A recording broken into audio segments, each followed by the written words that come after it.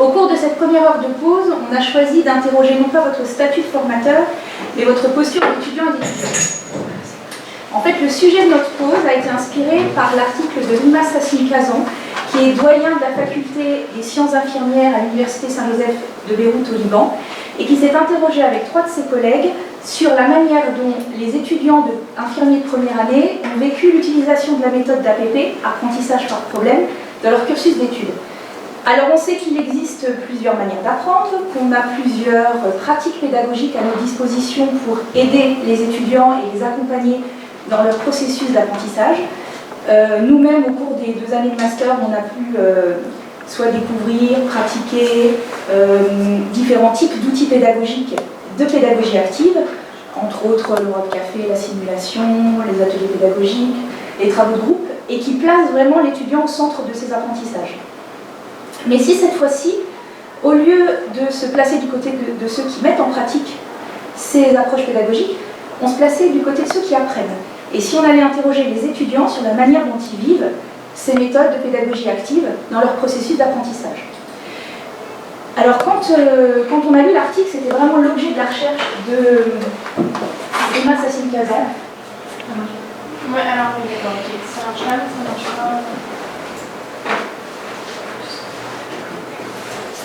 Et qui en fait, vraiment leur questionnement, c'était de se dire l'approche par problème, est-ce un problème pour les étudiants? Nous, en fait, on s'est basé sur ce questionnement-là et on s'est interrogé en se disant que ce qui nous intéressait, c'était vraiment de pouvoir aller explorer chez vous une vision beaucoup plus globale de vos perceptions des méthodes de pédagogie active. Donc, on s'est inspiré de leur questionnement pour formuler notre questionnement qui va nous diriger tout au long de la pause. C'est l'apprentissage par la pédagogie active. Est-ce un problème pour les apprenants? Alors, pour pouvoir illustrer notre démarche, on va en fait vous proposer une petite vidéo où on a laissé la parole à un jeune apprenant qui va nous raconter son expérience.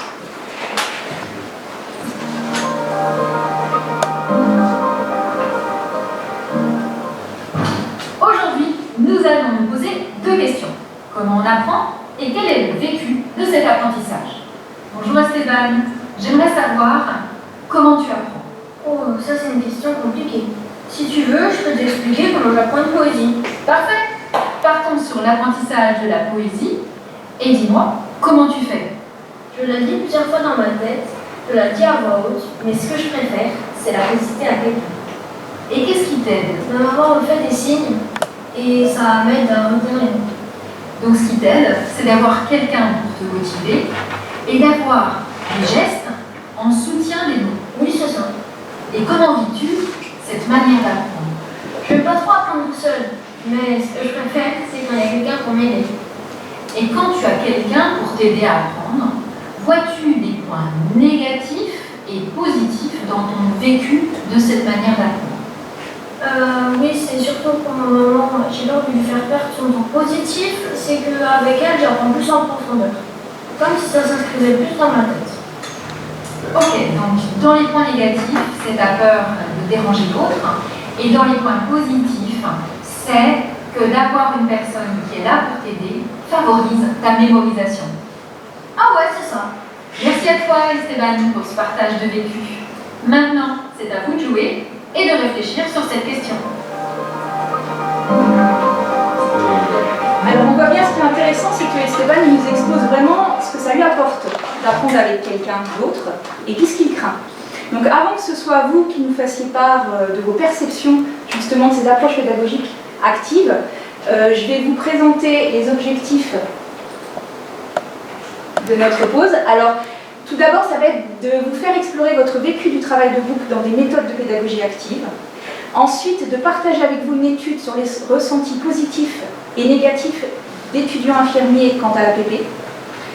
Et puis de trouver ensemble des pistes d'action pour rendre le travail de groupe optimal et que ça puisse vous servir dans votre pratique de formateur. Merci, mais je crois que ça marche. Alors, du coup, on va vous mettre un petit peu en travail réflexif. Donc, ce qu'on voulait vous proposer, c'est vraiment de vous remémorer peut-être cette année de master. Et puis, donc, en étant vous-même des étudiants, quels sont donc les points positifs et les points négatifs que vous avez vécus en étant comme ça face à de la pédagogie active. Donc déjà individuellement, on va vous laisser 1 minute pour essayer d'écrire peut-être sur votre papier devant vous, là pour l'instant pas les post-it, en quelques mots, un point positif, un point négatif dans votre vécu de cette pédagogie. C'est parti.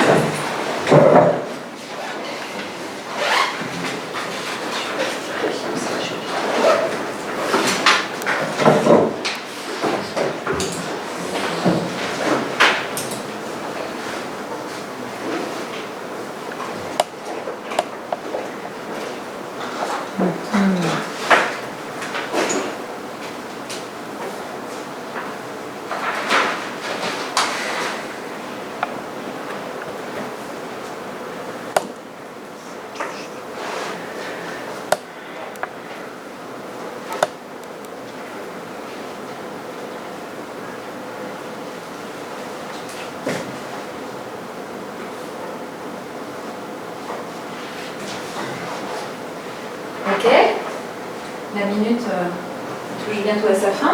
Vous allez maintenant vous rapprocher de la personne à côté de vous pour vous mettre en binôme de réflexion, pour partager avec votre binôme, donc tu pourras te mettre à 3 du coup, je vous propose qu'on mette aux 3, pour réfléchir à cette même question et voir ensemble les points communs pour faire un point négatif et un point positif de la pédagogie active que vous pourriez synthétiser sur les post-it. Alors,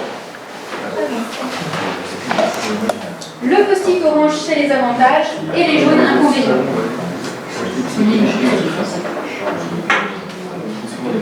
2 minutes.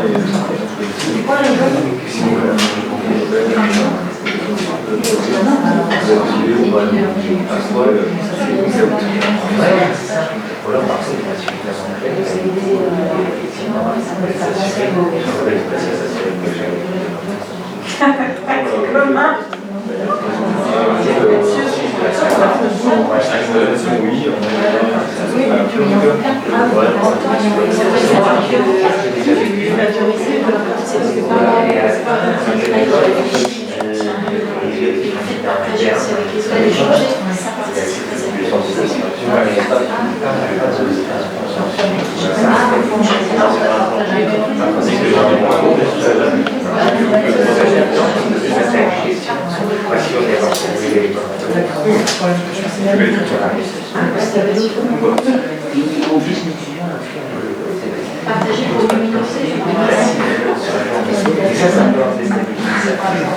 C'est le premier. Les personnes, par exemple, Et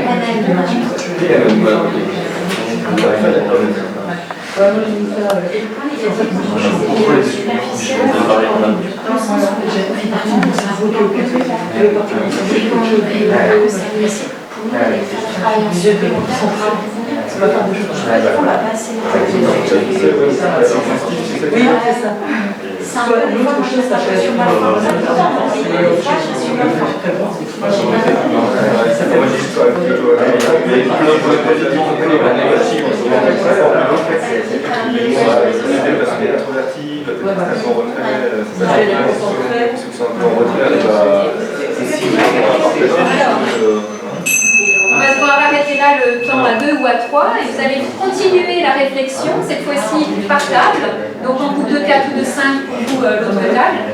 Et vous utilisez les autres post-it pour faire une synthèse avec, donc effectivement, j'ai noté là les jaunes pour les inconvénients. Sur votre post-it jaune, notez l'inconvénient global que vous avez pu identifier dans votre table. Et sur les post-it orange, le post-it orange, l'avantage de la pédagogie active.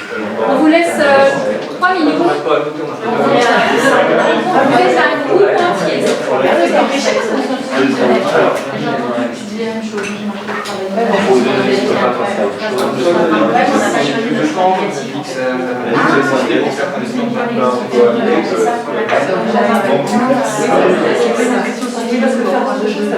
nous travaillons sur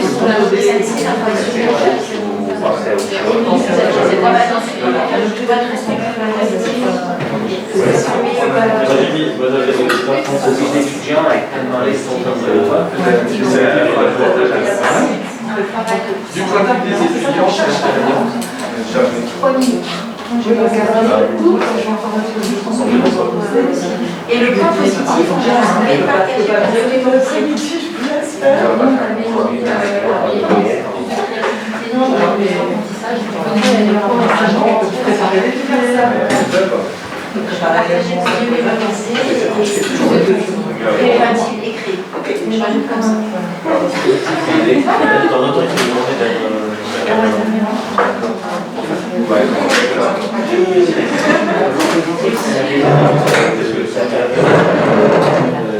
Stimulant, Ouais.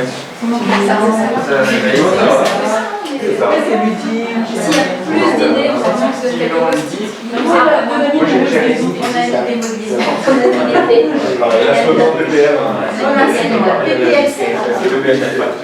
et donc, du coup, on va dire au caractère.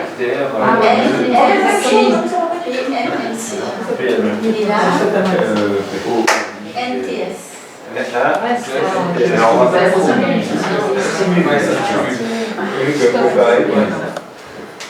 on vous arrête plus dans les slogans.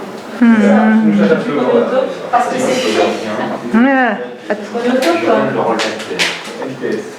Est-ce que c'est bon pour les groupes? Encore un petit temps? Ça va? Super. Donc, je vais ramasser vos post-it et je vais vous proposer encore un temps tous ensemble par table pour cette fois-ci, sur les grandes feuilles blanches A4, émettre des pistes pour que cette méthode soit optimisée pour que les participants puissent bien vivre cette pédagogie active. Essayez de mettre une piste par feuille A4 et après on les partagera ultérieurement. Donc merci. Merci à toi.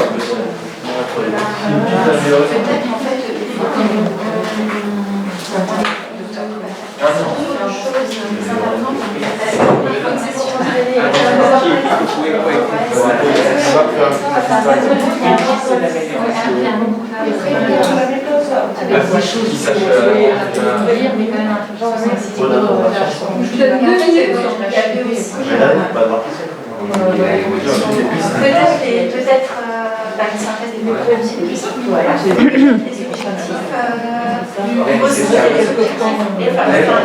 le message Alors là, j'étais formé pour regarder ton temps à terminer.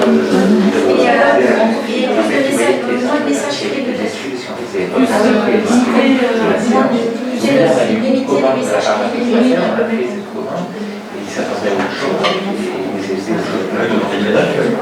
synthèse, point important. énoncer les objectifs. Et non, c'est clairement et puisque tu disais que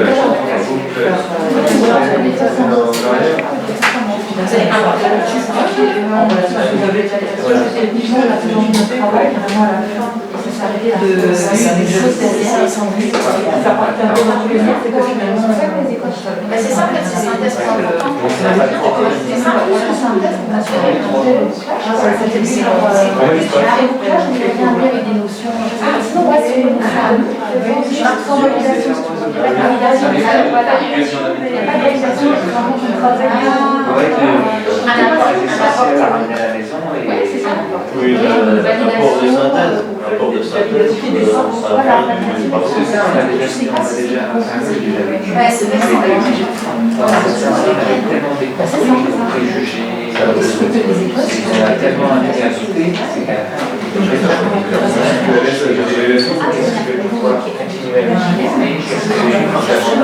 Alors, On va devoir recentrer les objectifs, c'est quoi les objectifs à la baisse.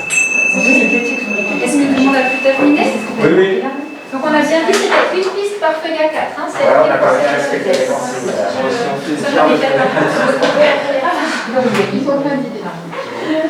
Alors, on va débriefer un petit peu de vos productions. Donc on va commencer par les points positifs, je crois qu'on s'était dit. Voilà, positifs, donc c'est les post-it orange. Donc pour vous, les avantages de la pédagogie active, c'est le fait de stimuler l'étudiant et que ça lui donne un rôle d'acteur. Parfait. Merci. Et donc également de partager pour mieux mémoriser et créer. si c'est pour eux,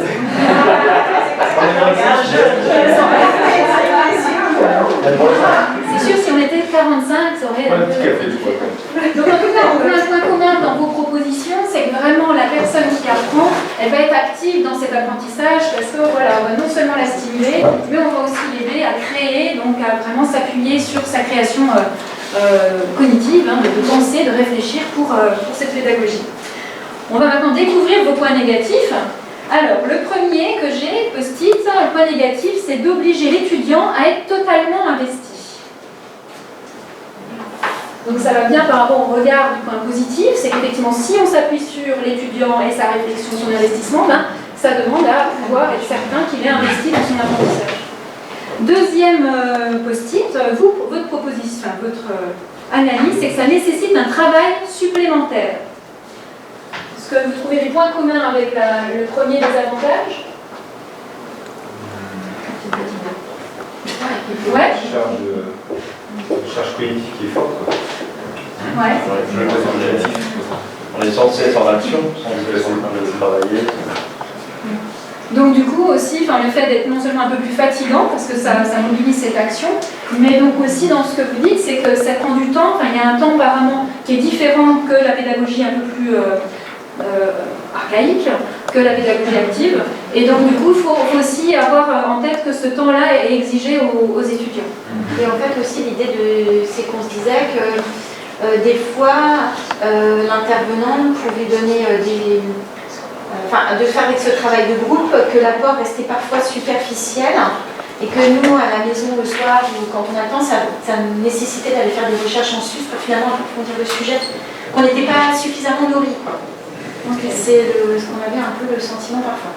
Donc finalement, et ça tu le places dans un point positif ou non, c'était le point négatif. Négatif. Ouais. C'est-à-dire qu'il n'y a pas que le temps présentiel d'apprentissage, de cours, qu'il se demande aussi un temps personnel pour aller plus loin, pour approfondir. Parfois. Avec des fois, oui, une sensation qui peut être du genre, c'est pas abouti, quoi, qui manque un bout, pour intégrer, voilà, avec effectivement peut-être une insécurité, je pense, que ça peut produire chez l'étudiant qui sait qu'il va être évalué, une sorte de... Comme un puzzle qui n'est pas complet, ces dernières pièces, il va falloir les trouver, que ce soit en lisant, en regardant sur internet, enfin en tout cas par X méthode personnelle et sur un temps personnel aussi pour qu'enfin on ait une visibilité complète. C'est de base que c'est plus long, de se dire en fait autant que nous donne sa diapo là, puis on n'en parle plus, tourner autour du pot pendant 3 heures. Ouais. C'est vrai que je pense que côté étudiant, nous maintenant on a un regard différent, mais moi, je vais aller donner là, chez des auxiliaires de puriculture des cours, ils sont là pour 10 mois de formation. On leur dit, vous avez un paquet comme ça à prendre sur 10 mois. Et il y a une nana qui va arriver, qui va leur faire 4 heures de cours, on leur dit, on va adapter en groupe 3 heures des 4 heures. Ils vont dire, mais en fait, on est déjà en train de perdre du temps. On sent l'anxiété derrière cette idée de perte de temps.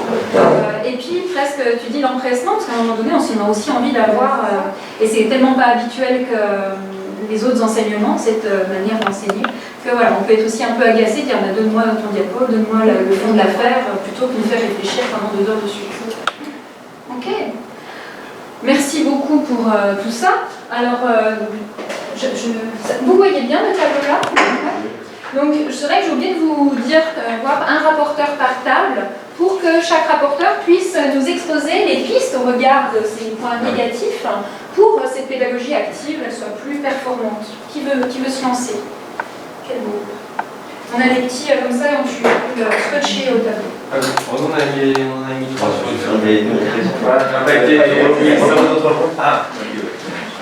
Ça prend moins de scotch.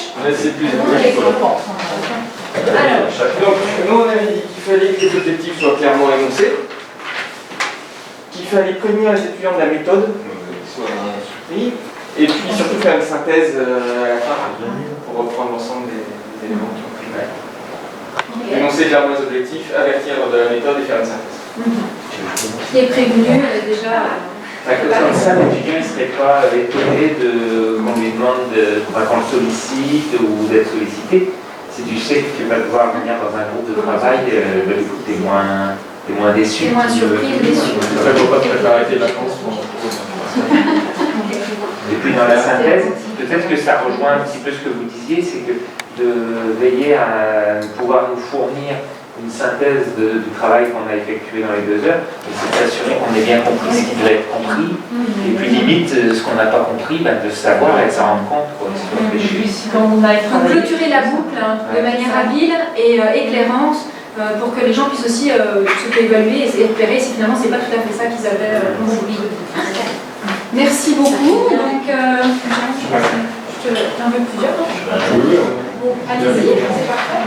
Alors, la première chose qu'on a notée, c'était effectivement, il y a souvent des objectifs qui sont assez élevés.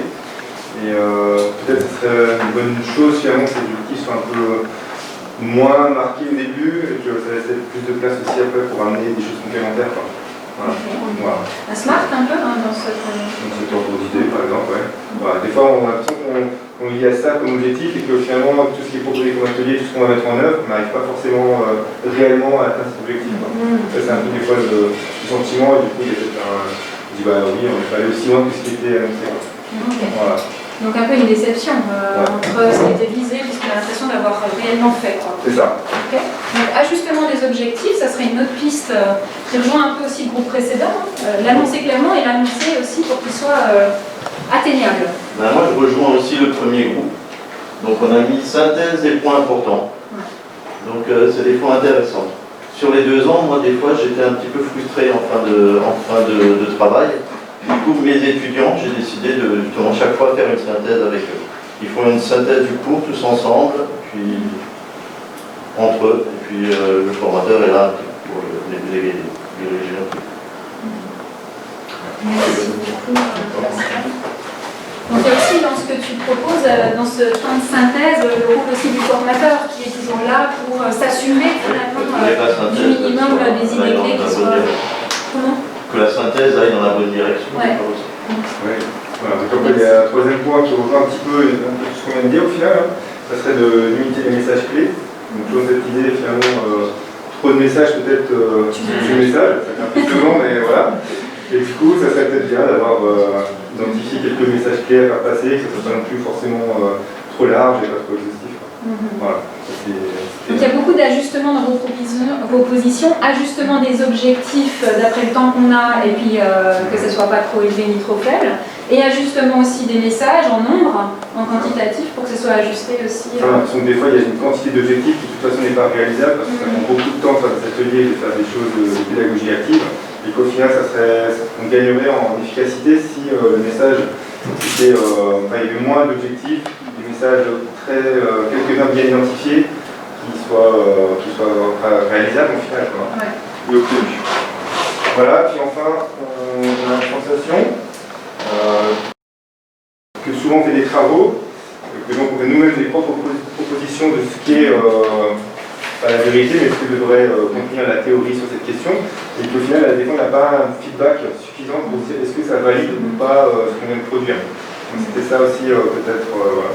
Le processus d'apprentissage, ok, il est plus participatif, mais vous avez aussi envie d'avoir du feedback sur le résultat. Que l'enseignant ait toujours ça en tête, c'est important qu'ensuite il revienne bien sur les travaux qui ont été faits et qu'il explique bien voilà, ce qui était attendu.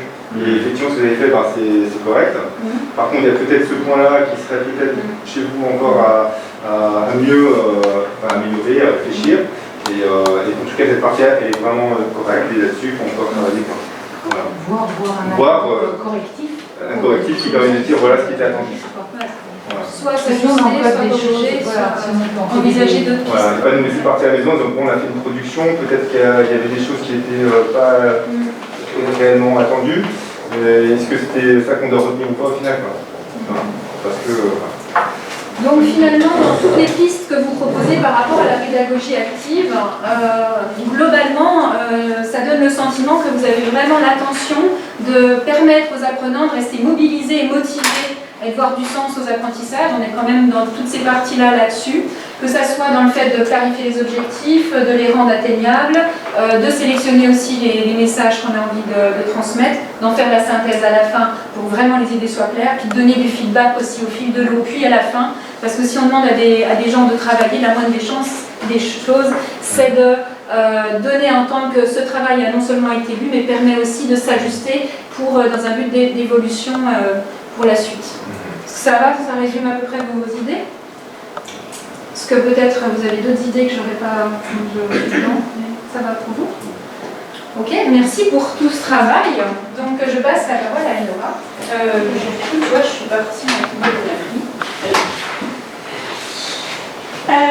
Donc je présenter maintenant l'article qu'on souhaitait partager avec vous, qui est donc une recherche qualitative qui a été menée au sein de la faculté de soins infirmiers à Beyrouth sur la perception des étudiants infirmiers au Liban et l'apprentissage par problème.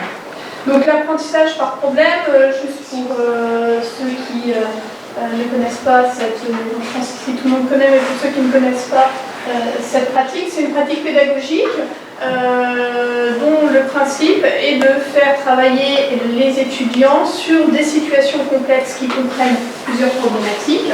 Il y a une partie de travail en individuel, puis une partie de travail en groupe, et en fait qu'ils apprennent, qu'ils construisent leur savoir par l'étude de ces situations. Et dans cette faculté, ils ont vraiment à cœur de faire de l'évaluation des apprentissages par les étudiants. Et donc, quand ils ont mis en place l'apprentissage par problème, ils ont cherché à savoir quel était le vécu des étudiants. Ce qui est ressorti sur la première étude, c'est que c'était très mitigé, justement, et qu'autant il y avait des vécus positifs que d'autres négatifs. Donc, ils ont souhaité compléter cette première évaluation par cette étude qualitative pour mieux comprendre en quoi, quel était le vécu exact des étudiants. Donc les objectifs de la recherche, c'était donc ça, comprendre la perception des étudiants. Et puis ils voulaient du coup que ça leur permette de réajuster leur pratique et de mieux définir la relation enseignant-étudiant. Ça, c'était les objectifs de leur recherche. La méthodologie, ils ont réalisé des entretiens semi-directifs auprès de 20 étudiants. Tous les étudiants de première année qui avaient suivi déjà 16 semaines d'enseignement à la faculté, donc le moyenne d'âge est 19-20 ans.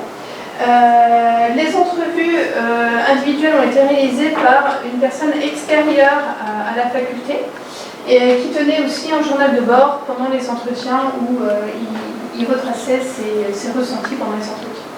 L'analyse des données, les entretiens ont été retranscrits, il y a eu un codage afin d'émettre des conclusions. Alors les résultats, qu'est-ce qui est ressorti de cette étude? Eh bien, sur les aspects positifs, le vécu positif des étudiants, on retrouve le développement des relations amicales au sein des groupes.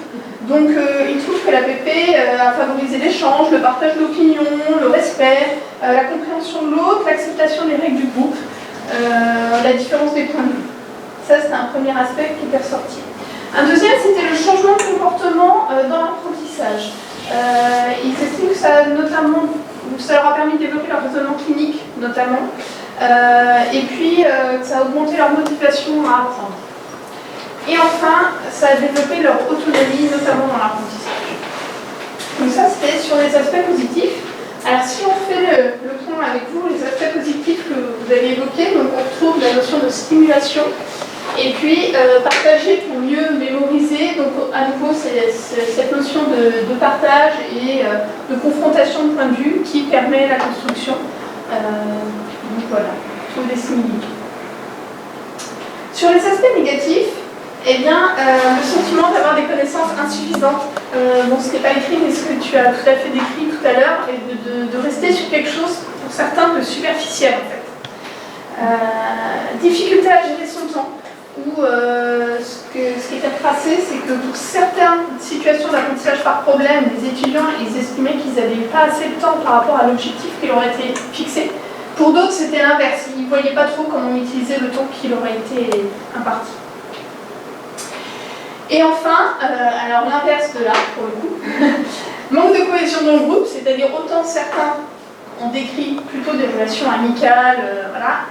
Et autant d'autres ont trouvé qu'il y avait des conflits dans les groupes, et notamment quand les groupes avaient un effectif important. Voilà. Avec parfois des manques d'investissement de certains, ou des groupes qui se séparaient à l'intérieur d'un même groupe. Alors, vos aspects négatifs, vous avez mis que ça oblige, effectivement, il y a ce sentiment d'obligation en tout cas, l'étudiant à être totalement investi, ce qui peut peut-être expliquer que certains justement désinvestissent, ce sentiment d'être obligé de s'investir. Ça nécessite un travail supplémentaire, donc eux ils ont surtout parlé de la gestion du temps, plus que du travail supplémentaire, mais surtout la difficulté de gérer leur temps. Et puis le manque de connaissances, vous l'aviez évoqué tout à l'heure. Alors ils ont été au-delà de juste les aspects positifs et les aspects négatifs. Ce dit en passant, ces aspects positifs et ces aspects négatifs, ils ont confronté avec les résultats d'autres recherches sur, en règle générale, les pédagogies actives. Et ils ont trouvé qu'il y avait des similitudes sur les résultats menés sur des recherches sur les pédagogies actives en règle générale. Donc là, eux, c'était sur l'APP, mais ils ont trouvé des similitudes et du coup, on vous a mis les références des articles en fin de diaporama. Et donc c'est pour ça qu'on s'est permis d'extrapoler nous aussi la pause pédagogique à la pédagogie active en général. Et ils ont voulu aller plus loin pour comprendre d'où venait ce vécu négatif et ils ont identifié une population plus caractéristique et notamment des étudiants qui étaient issus d'écoles qui privilégiaient les méthodes d'enseignement traditionnelles, c'est-à-dire qui n'avaient pas avant testé la pédagogie active.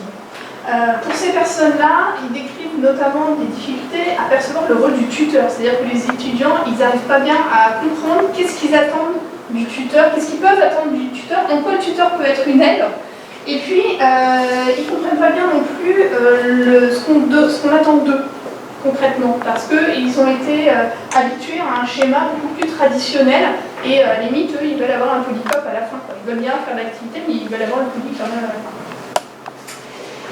Et l'autre difficulté, je l'ai déjà évoqué tout à l'heure, c'était les groupes qui sont d'un effectif trop important. Du coup, ils ont émis des pistes pédagogiques en lien avec ces difficultés-là. Alors, la première piste évoquée, c'est mieux préparer, et là vous l'avez évoqué vous aussi, les étudiants aux pédagogies actives et au travail de groupe. C'est-à-dire que, comme tu disais, nous ça nous paraît évident parce que voilà, on a suivi une formation, on sait que, mais l'étudiant à qui on n'a pas expliqué l'intérêt de faire de la pédagogie active et qui en a jamais fait, ben lui, le fait de le placer dans un univers comme ça sans y préparer, d'emblée, il ne va pas forcément accrocher. Donc des moyens pour y arriver, ce serait de valoriser déjà le fait que ce soit un apprentissage plus efficace. Et dans l'article, il suggère même que les points positifs qui sont ressortis de l'article pourraient être présentés aux étudiants pour leur montrer que voilà, de nombreux étudiants ont trouvé que ça facilitait leur raisonnement clinique, la construction des apprentissages, donc que ça pouvait être une source déjà sur laquelle ils pouvaient s'appuyer. Voilà, donc ça c'est tout ce qui était ressorti de positif. Un autre point pour mieux préparer les étudiants, ce serait de clarifier les rôles de chacun et d'expliquer clairement, voilà, en début de formation, voilà, ce qu'on attend de l'étudiant, autant dans sa participation active que dans son rôle au sein des groupes, notamment sur la manière de communiquer au sein du groupe, sur la confrontation d'avis et pas de personnes. Et puis clarifier aussi le rôle du tuteur. Donc là j'ai juste mis accompagner parce que la deuxième grande piste c'est justement d'assurer les différentes missions du tuteur.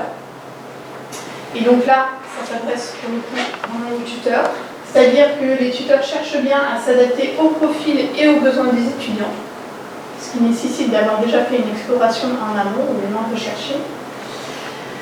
De créer un environnement favorable d'apprentissage, donc là-dedans il met la sécurité dans les échanges au sein des groupes ou en présentation plénière, il met aussi l'accès aux ressources, c'est-à-dire de permettre de s'assurer de donner suffisamment de ressources aux étudiants pour ne pas les laisser dans des situations d'insécurité.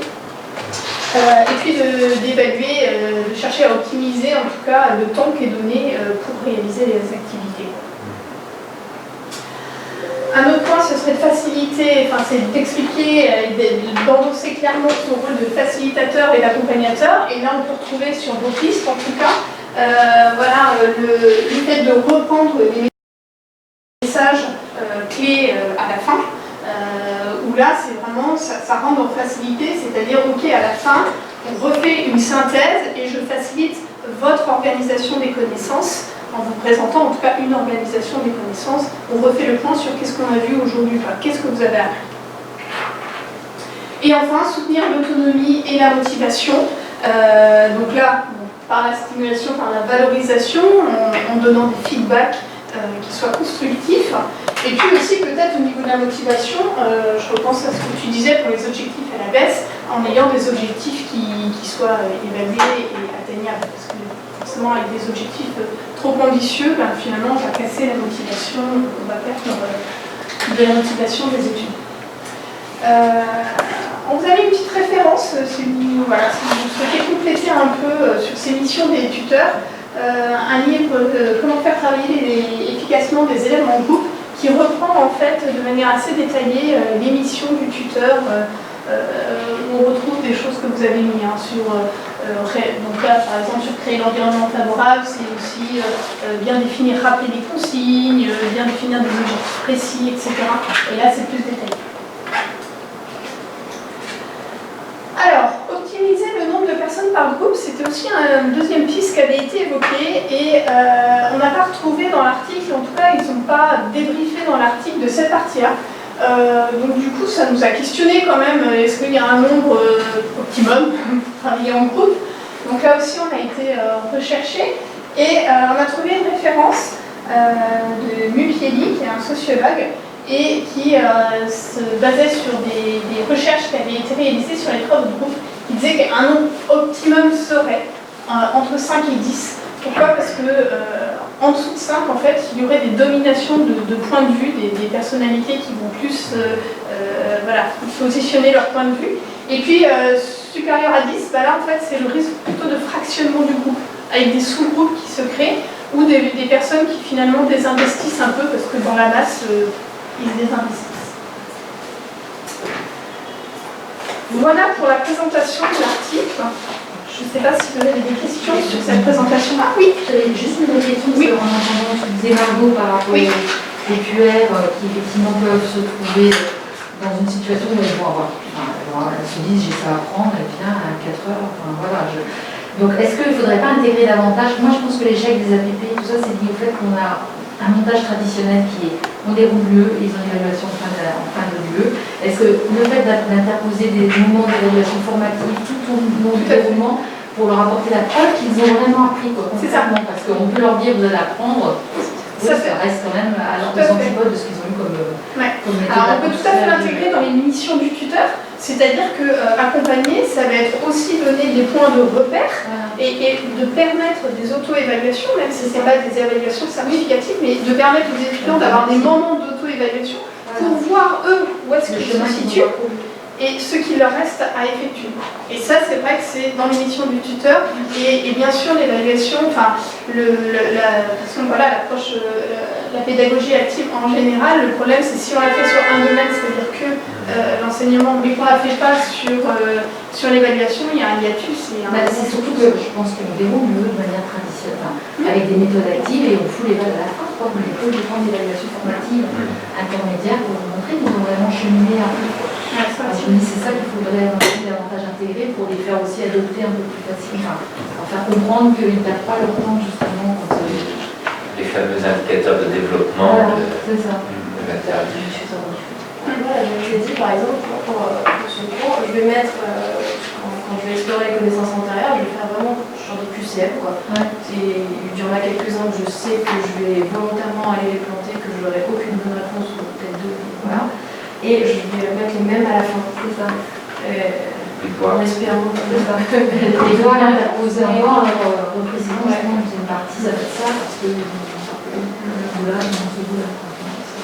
moi, je pense qu'on fait encore trop, on fait de l'ancien et du nouveau, et on ne peut pas avoir le choix. Ah oui, je pense que du coup, oui. Il faut switcher sa tête. Il faut casser avec neuf. Aussi, on fait de l'ancien avec du nouveau parce qu'on est aussi bloqué par les référentiels qui nous imposent 3 heures pour tel contenu.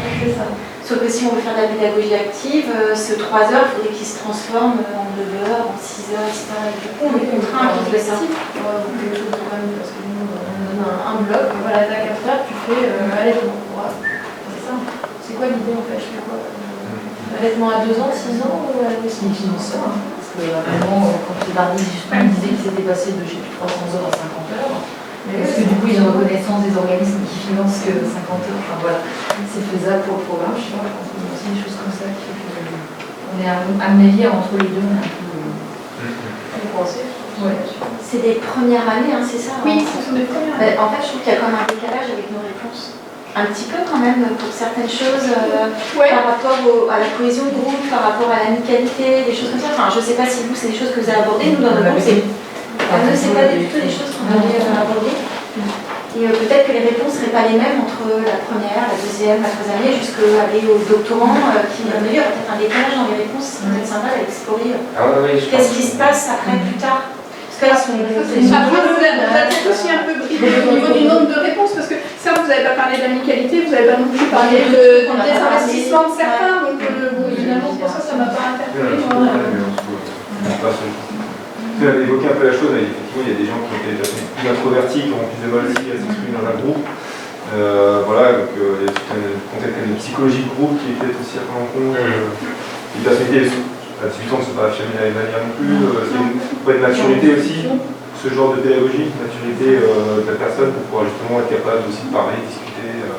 C'est ce que tu disais, c'est des cours. En Nora, tu disais qu'il y avait des groupes qui n'avaient pas du tout réussi à fonctionner, parce qu'il y avait des personnalités un peu identiques. Il y a des cours sur le genre de travail en première année, peut-être en deuxième, en troisième. Tout, du coup, en tout cas, l'importance de les initier. Mais peut-être pas, parce que ça, c'est notre point de vue. On a été formé autrement, avec du magistral pur, pratiquement, alors que les jeunes ne sont pas que dans du magistral pur, même au lycée, au collège, donc ça change. Donc ils ne sont pas tous à découvrir ces nouvelles méthodes. Ces nouvelles méthodes qui sont nouvelles pour nous. Tout à fait. Et d'ailleurs, c'est certaines études, c'est que du coup, ils avaient réussi à analyser que c'était vraiment un profil particulier qui sortait d'enseignement particulièrement traditionnel, qui avait plus de difficultés. Donc c'est bien qu'ils avaient effectivement trouvé que d'autres qui avaient d'autres études, du coup, on ne sentait pas la même façon. Ça commence quand même tout doucement dans le collège lycée. Ça s'arrête doucement. Ça commence doucement. Vous étiez avec qui les garçons? Attends, avant que ça passe tout, On n'a pas tout à fait terminé. Alors justement, voilà, notre pause pédagogique doucement à sa fin, et on aimerait vous proposer une dernière activité, et ce qui est parfait, c'est que ça reprend complètement une des pistes d'action que vous avez évoquées, qui est de faire la synthèse des points importants, pour que finalement vous trouviez que vous ayez un ressenti positif de ce travail de groupe d'aujourd'hui. Alors on vous le propose de cette manière-là. Entre ce que vous nous avez partagé comme vécu et les différentes pistes d'action que vous avez pu évoquer, et puis les données de l'étude qu'Enora vous a présentées, quel serait en fait votre point clé, quelle serait l'idée forte, l'idée clé que vous souhaiteriez garder avec vous pour votre pratique de formateur? On aimerait bien que vous puissiez réfléchir individuellement cette fois-ci, 2-3 minutes, et puis ceux qui souhaitent vous partager leur coup de cœur, leur idée forte, on les notera ensuite sur le diaporama pour les partager. Voilà. On vous laisse réfléchir à ça.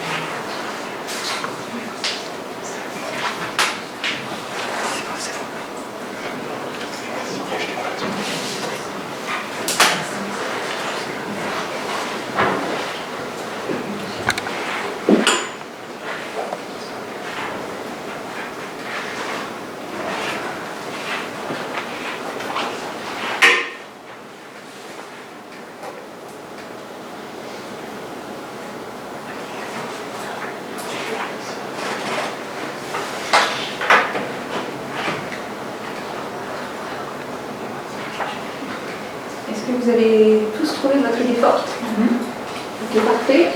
Qui souhaiterait la partager avec nous? Lucille. Je disais que je pense qu'ils sont informés, mais ça ne sécurise pas pour le temps, donc apporter des preuves que ça fonctionne en intégrant des évals formatives souvent de ce qu'on fait. D'accord, donc tu veux dire, on fait communiquer, on le fait, mais ça ne fonctionne pas. Ils ne sont pas sécurisés, on fait les étudiants qui sont inquiets. Et donc, c'est toujours par l'évaluation finale. Tu veux dire donc, par rapport à l'idée du ressenti négatif qui était qu'ils n'avaient pas des connaissances suffisantes, finalement, si régulièrement on leur propose une petite évaluation formative, voir où ils en sont, et ce qui leur permettrait éventuellement, avec des axes d'amélioration, de déterminer tel et tel objectif pour acquérir plus de connaissances après. Et d'apporter la preuve que la PP, ça a fonctionné, et finalement ils ont quand même des connaissances, c'est ça. Ouais. D'accord. Quelqu'un d'autre? Au cours des différents travaux, alors Lucie parlait plus sur le long terme, je suis plus centrée sur une séquence, donner un feedback, une validation du travail réalisé. Oui, tout à fait.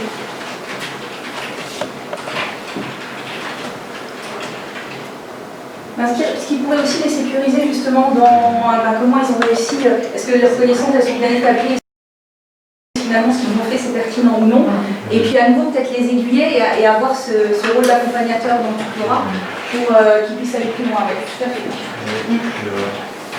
Peut-être dans l'idée pour les sécuriser, c'est bien d'avoir clarifié les objectifs du départ, que ce soit vraiment pour eux. Il faut vraiment une vision claire de là où on veut les emmener. C'est ça. Et puis que dans ce cas-là, ça leur permet aussi de savoir ce qu'on attend d'eux et peut-être qu'ils seront plus performants et plus motivés aussi dans le travail qu'on va leur proposer, dans le travail de groupe. Ouais, tout à fait. Pour les accompagner tout simplement dans cette démarche-là, c'est de leur expliquer. C'est ça.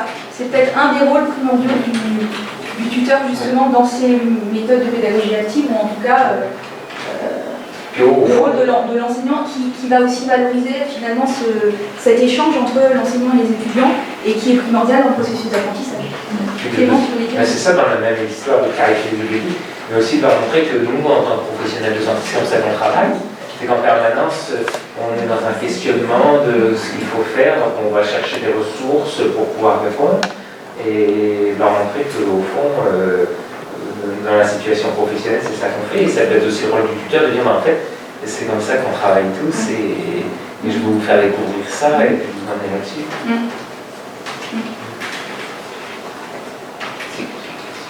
Est-ce que quelqu'un d'autre veut encore rajouter une idée?